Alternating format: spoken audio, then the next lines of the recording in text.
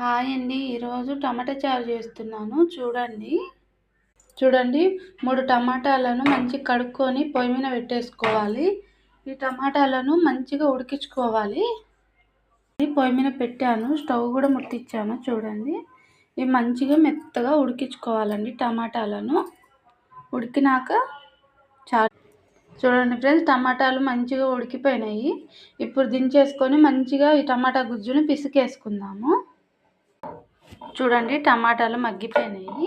పప్పు గుత్తితే ఇలా అనుకోవాలి మంచిగా. టమాటాలు చేత కన్నా పప్పు గుత్తితే అనుకోండి, చాలా బాగుంటుంది. ఇప్పుడు మనం ఒక గిన్నె పెట్టుకొని వంచేసుకుందాము. చూడండి, ఇలా వంచేసుకోవాలి. ఈ పప్పు అంతా ఇందులో పడిపోతుంది. చూడండి, టమాటా గుజ్జు ఇలా తీసేసుకోవాలి. మంచిగా పప్పు గుత్తి అనుకొని వడబోసేసుకోవాలి టమాటా చారుకు. ఇప్పుడు మనము పోపు పెట్టుకుందాము టమాటా చారులోకి. ఇప్పుడు ఆనియన్స్, పచ్చిమిర్చి, కరివేపాకు, పోపు గింజలు వేసాను. చూడండి, ఆనియన్స్, పచ్చిమిర్చి, కరివేపాకు ఇలా మగ్గుతున్నప్పుడు ఒక స్పూన్ పసుపు వేసుకోండి.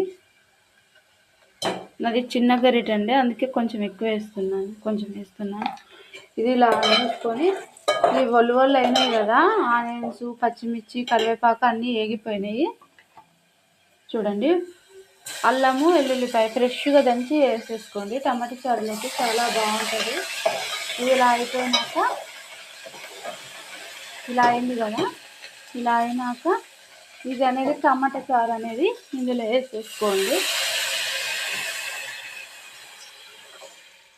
చాలా బాగుంటుందండి, మీరు ఇలానే చేసుకోండి.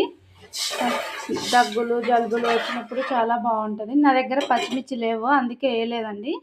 ఇప్పుడు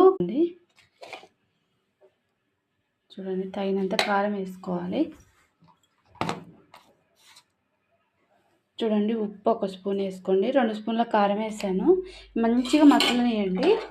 తర్వాత కొంచెం జీలకర్ర పొడి, కొంచెము వచ్చేసి ధనియాల పొడి వేసేసుకొని మసిలినాక కొత్తిమీర వేసుకొని దింపేసుకోవడం అండి. టమాటో ఒక స్పూను ధనియాల పొడి, కొంచెము జీలకర్ర పొడి వేసేసుకోవాలి. చూడండి, ఇలా మసరాల మంచిగా.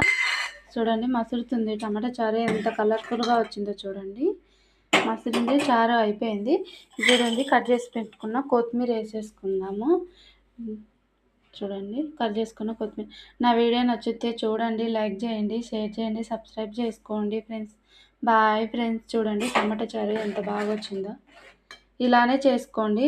నోరు బాగాలేనప్పుడు పుల్లగా చాలా బాగుంటుందండి. వీడియో నచ్చితే పూర్తి వరకు చూడండి. బాయ్ అండి.